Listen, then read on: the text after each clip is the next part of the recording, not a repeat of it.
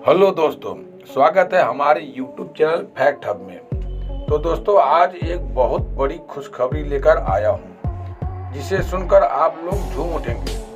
तो दोस्तों, आज मालती चौहान का तबीयत थोड़ा खराब है, जिसे सुनकर विष्णुराज थोड़ा चिंता में पड़ गए। विष्णुराज के नानी से पूछा गया तो नानी ने बोला कि घबराने की बात नहीं है, ये तो घर में नया मेहमान आने की संकेत है। विष्णुराज तो इतना खुश हुए कि मानो उनको दुनिया की सारी खुशी मिल गई। तो दोस्तों, मालती जी अपने बच्चे को जल्द ही इस दुनिया में लाने वाली है। वो समय आ गया जब मालती जी का बच्चा इस पावन धरती पर जन्म लेगा। उस दिन विष्णुराज, मालती चौहान और नाना नानी खुशी से नाचेंगे। तो दोस्तों, आप लोग दुआ करें कि मालती जी का बच्चा ठीक ठाक से आए और ढेर सारी खुशियाँ लाएं।